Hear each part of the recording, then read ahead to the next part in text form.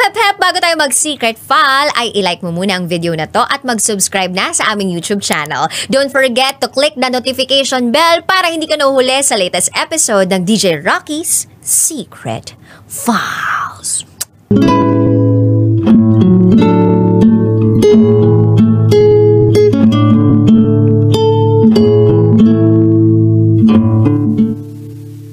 And now, it's time for DJ Rocky's Secret Files.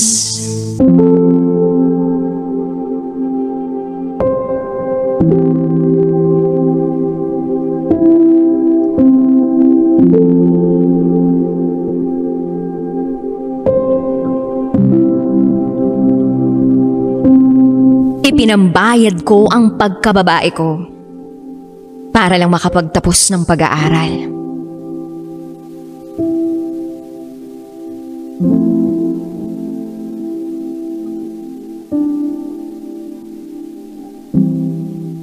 Hi DJ Rocky. Gusto ko lang magbahagi ng sarili kong story. Itago mo ako sa pangalang Mercy. At ito, ang aking secret file.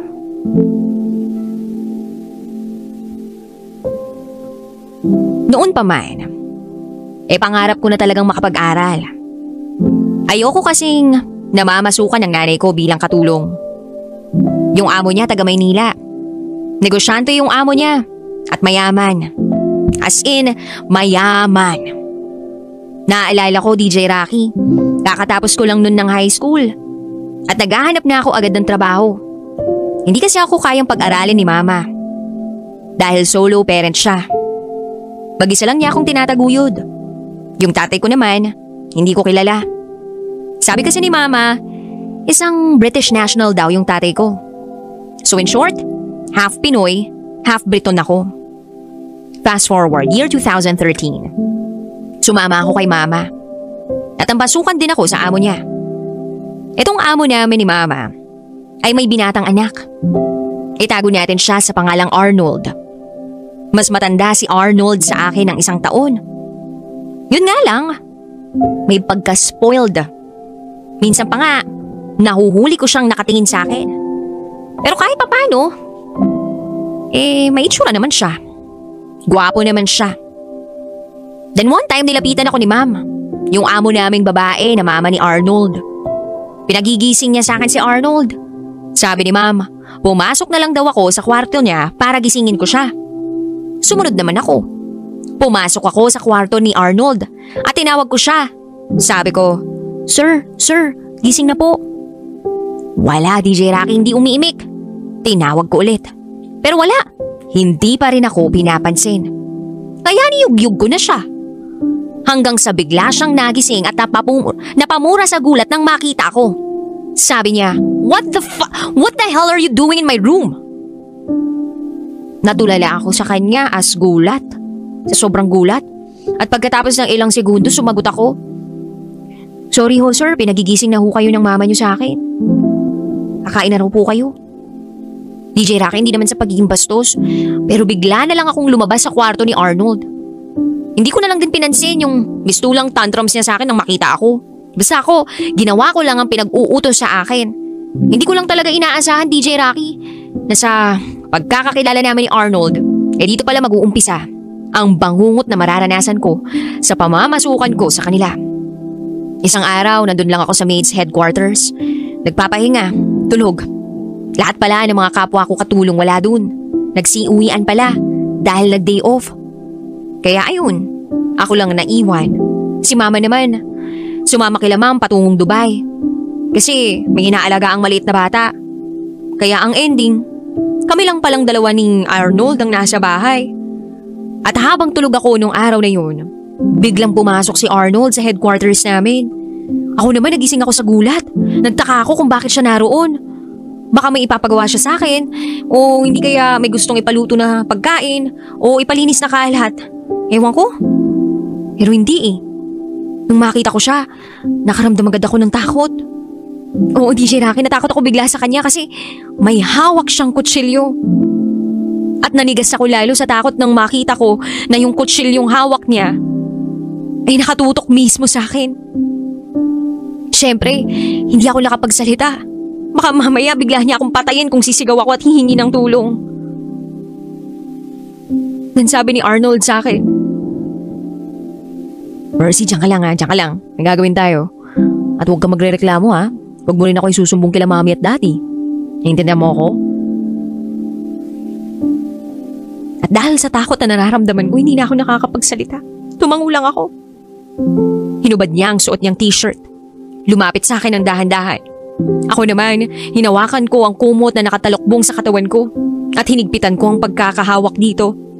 Pag upo niya sa kama ko, lumapit siya sa mukha ko at hinalikan ako sa leeg.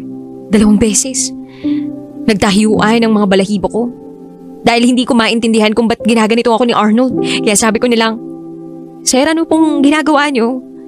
Hindi niya ako sinagot at nagpatuloy lang siya sa paghalik sa leeg ko. Hanggang sa pinilit niyang hubarin sa akin ang suot kong damit, pati na rin ang bra ko. At dun ko na namalayan ang balak niyang gawin sa akin. Bigla niya akong binulungan sa tenga. Habang hawak-hawak ng isang kamay niya ang kutsilyo at sabi niya, "Mercy, huwag kang maingay.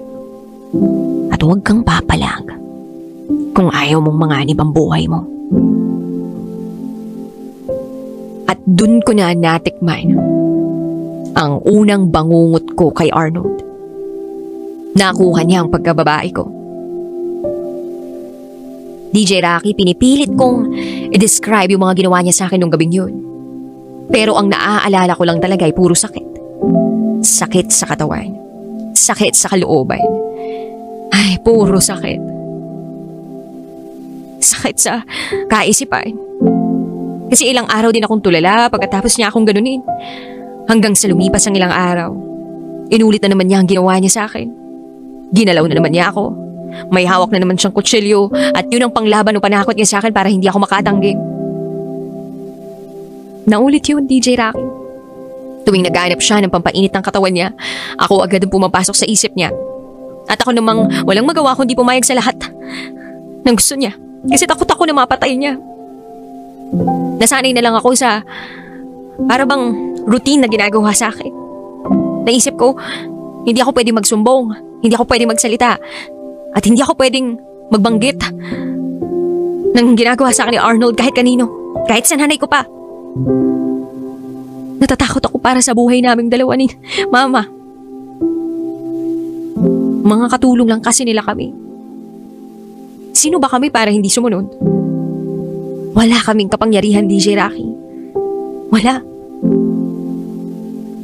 Isang gabi ulit, may nangyari na naman sa amin ni Arnold. Hindi ko na mabilang kung pang ilang beses niya akong ginalaw noon. Pero ang hindi ko malilimutan ay ang sinabi sa akin ni Arnold pagkatapos niyang magparaos sa akin. Inalok niya ako. "Mercy, hindi ba gusto mong mag-aral? What if pag-aralin kaya kita?" Nagulat ako sa alok ni Arnold. Gusto niya akong pag-aralin. Kaya ilang araw ko rin pinag-isipan ang sagot sa tanong niya. Inisip ko kung tatanggapin ko ba ang alok niya o hindi. Alam kong may kapalit. Hindi niya ako pag-aaralin ng libre kung wala siyang aasahan na kahit anong kapalit galing sa akin. At total, nasimulan ko na to. Nakapag-desisyon na rin ako. Sinagot ko ang alok ni Arnold. At sa tingin ko, nagulat siya sa sagot ko. Maging ako, DJ Rocky, hindi ko rin talaga inaasahan ang mga nasabi ko sa kanya. Oo, gusto ko mag-aral ulit. Kaya tinatanggap ko ang offer mo na pag-aralin ako. At sige Arnold, bilang kabayaran, pagsisilbihan kita. Medyo nagsisi ako nung sinabi ko yung huling linya. DJ Rocky, pagsisilbihan ko si Arnold. Ewan, pero yun na lang ang nakita kong paraan para hindi niya ako pagbantaan. O yung mama ko, ako na lang ang gagawa ng paraan. May kapalit naman eh. DJ Rocky, naisip ko lang talaga, gusto kong makatapos ng pag-aaral. At gagawin ko ang lahat ng pwede kong magawa para lang makamit yung pangarap na yon. Kaya hindi na ako tumanggi kay Arnold. Kahit alam ko naman sa sarili ko kung ano magiging kapalit. Siya nga pala. Abugas siya ang natapos ni Arnold. Kaya alam kong matalino siyang tao. May tinatago nga lang masamang ugali o madilim na personalidad. Pero hindi bale, kaya kong sakyan yun, alang-alang sa pagtupad sa pangarap ko. Sa pagpayag ko sa alok ni Arnold, na malinaw ang kapalit sa unang pag-uusap namin, naging sex slave niya ako. Pinatos ko yung ganong klaseng setup. Siya ang naka-virgin sa akin eh. Naibigay ko sa kanya yung virginity ko eh. E ano pa pang mawawala sa akin? Hindi ba buhay ko na lang? Hindi na ako tinablan ng takot, sa totoo lang. Bukod sa pagiging sex slave ni Arnold, hindi rin niya ako pinayagang magpagalaw sa ibang lalaki. Dapat siya at siya lang, wala nang iba. Sex slave nga raw, di ba? Ibig sabihin, susunod ako sa gusto niya. At hindi ako lilingon o mag-entertain ng ibang lalaki. Pero alam mo yun, DJ Rocky, sobrang unfair ng buhay. Hindi ako pwedeng magloko sa aming dalawa, pero siya pwede. Kasi may girlfriend siya eh. May girlfriend siya that time at ako, para usan lang niya ako pag hindi sila nagkikita ng girlfriend niya. Sa madaling salita, reserba lang niya ako. Pero okay lang, basta tuparin lang niya ang napagkasunduan namin na pag-aralin niya ako hanggang sa matapos ako ng kolehiyo. Si Arnold ang nagbabayad lahat ng tuition fee ko. Miscellaneous fee. Nagbibigay din siya sa akin ng allowance. Sagot niya lahat yun. Bukod pa ron, regular kaming nagsisiping. Lingid sa kaalaman ng girlfriend niya. At sa bawat pagsisiping namin, tinitiis ko lahat ng nararanasan kong sakit, pait, pagkamanhid. Matapos ko lang ang kolehiyo. Kailangan eh, wala akong ibang masandalan. Hindi ito alam ni Mama. Ayoko na rin sabihin, total tapos na, nangyari na, nagkasundo na kami, hindi na po pwedeng umatras, huli na para umatras. Pag umatras naman ako, matitigil na naman ako sa pag-aaral. Back to zero, sayang. Kaya sige, tiis na lang ng tiis. Alam mo, DJ Rocky, natutunan ko rin uminom ng pills. Inaral ko kung paano yun inumin. Para lang hindi ako mabuntis ni Arnold. At para hindi mapurnada ang plano ko. Hindi yun alam ni Arnold, hindi ko rin yun sinabi. Ako na lang ang kusang gumawa ng paraan para hindi ako mabuntis. Para walang mabuo sa tuwing nagtatalik kami. Ang tagal. Ang tagal kong tiniis ang pagiging sex slave niya. 4 na taon. 4 na taon. Ganon katagal. Hanggang sa hindi ko na malayan, tapos na. Tapos na ang 4 na taon.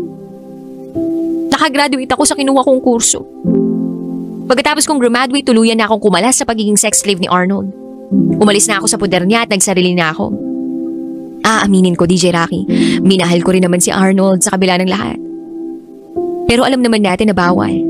Hindi pwede, hindi kami talo. At may iba siyang karelasyon. Pero hindi ko naman i-deny na nagamitan lang kami all this time. Sa 4 na taon, ginamit niya akong para usan. Para makuha niya ang gusto niya. Ginamit ko rin siya para makapag-aral ako at mabili ko kung anong mga gusto ko. At sa pagtatapos ng pag-aaral ko, naramdaman ko rin sa wakas kung papaano maging malaya. Malayang gawin ang gusto ng walang ibang nagpapuwersa. Malayang pumunta sa kahit saang lugar na walang takot. At malayang maging ako. Para umunlad sa buhay na walang hinihila sa akin. Walang humihila pa atras. Sa ngayon, isa na akong public school teacher. Ang mama ko umalis na rin sa pagiging katulong. Masaya akong sabihin nakakaluwag-luwag na kami sa buhay.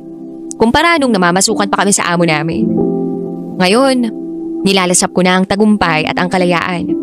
Ang karapatang pumili at magdesisyon ng walang kahit sinong hahadlang sa mga plano ko sa buhay. Pangit mang pakinggan, DJ Rocky, pero ayoko na lang pasalamatan si Arnold sa lahat-lahat. Dahil para sa akin, bayad naman lahat ng tulong na ibinigay niya sa akin. Bayad yun lahat, fully paid. Ipinambayad ko ang pagkababae ko para lang makatapos ng pag-aaral. Kaya wala akong utang na kahit ano sa kanya. Utang na loob? Wala rin. Isang beses nga, nakasalubong ko siya sa isang mall. At nakita ko siyang kasama niya ang girlfriend niya. Naasawa na niya ngayon. May anak na rin sila. Kunwari hindi ko siya nakilala. Kaya hindi ako namansin. Diretso lang ako sa paglalakad ko na parang walang nakitang Arnold.